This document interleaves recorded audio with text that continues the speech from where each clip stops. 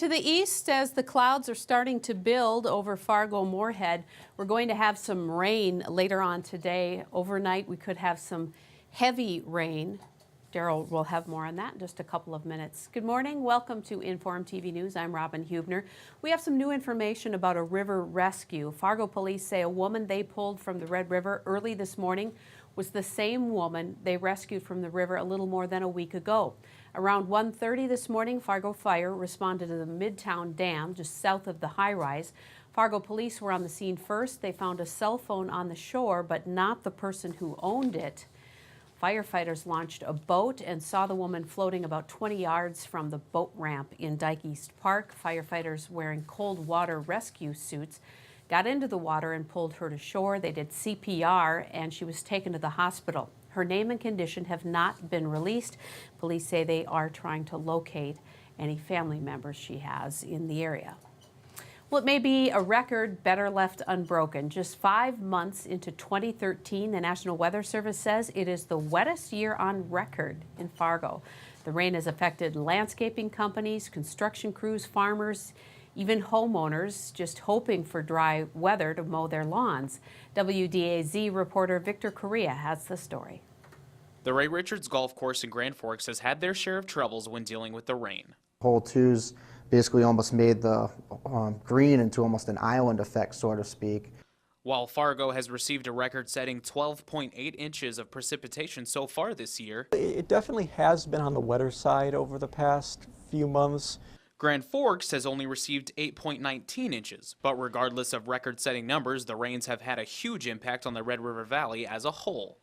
The runoff into the rivers has caused some issues, flood concerns over the past few weeks. Areas like Crystal have suffered from record-setting floods largely due to heavy rainfalls, and the same goes for Cavalier. So some of those areas have received upwards of 6-7 inches of rain. While this Sunday has been bright and sunny, it might not stay that way, as Fargo can expect to add onto their rainfall total and extend that record. It does look like the active weather pattern will continue. There's another system that's expected to come through the area late tomorrow into the middle of the week. Reporting from Grand Forks, I'm Victor Correa, WDAZ News. More than a third of Fargo's record rainfall came down late last week when a storm system dumped 4.5 inches of rain. A closed-door meeting today concerning the North Dakota University System Chancellor is raising some questions. A lawyer says the Board of Higher Education would violate open meetings laws if it meets behind closed doors. The board plans to talk about whether to renegotiate or to end Chancellor Ham Shirvani's contract. A university system spokeswoman says the closed meeting is legal because the board will only be discussing negotiating strategies. Shirvani's under fire for his management practices. Bell State Bank and Trust opened a new location today near the intersection of I-94 and Veterans Boulevard in Fargo. The 3,500 square foot bank is near to what will be the new Sanford Hospital. The bank includes drive-up services and transaction and office space for bankers, a mortgage lender, and an investments representative. A fire that trapped workers in a cluttered slaughterhouse in northeastern China has killed at least 119 people and injured dozens more.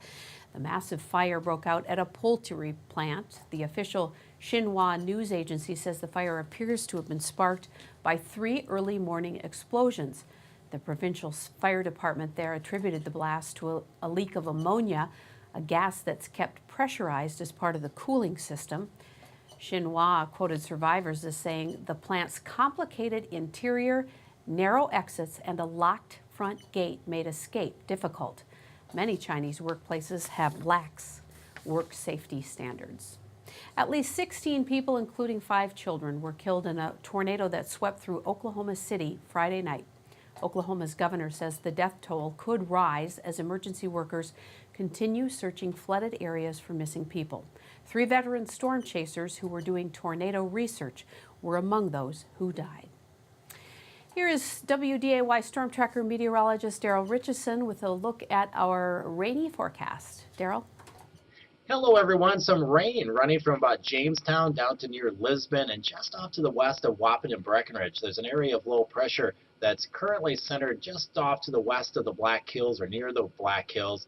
That, in turn, will probably track across South Dakota, and this area of rain, in turn, will shift off to the east over us. This first initial band will probably slowly fade away as it approaches the Red River Valley, but another one will form right behind it, so I do expect some rain either later this afternoon or especially during the overnight hours. Tonight, rain will become likely, but today, just thickening cloud cover. Temperatures more than likely not climbing too much more today. That rain this afternoon, especially in eastern North Dakota, then all areas will likely see some rain tonight. Could see some localized heavy rain tonight as the system moves on through. Southeast wind at 10 to 20, and tomorrow we'll see that first wave of rain tonight into tomorrow morning exit, and then another period of rain expected tomorrow afternoon into tomorrow night.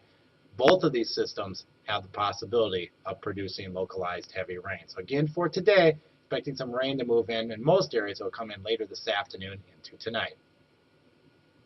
Okay, thank you much, Daryl. Check out today's forum and find out how a Fargo woman manages her bipolar disorder with help from her rescue dog. And tonight on WDAY 6 News, celebrating 60 years on the air for WDAY, Kevin Wallavand will debut a weekly series showing us what was making the news 60 years ago. Thanks so much for joining us on InforumTV News. Have a great day. See you next time.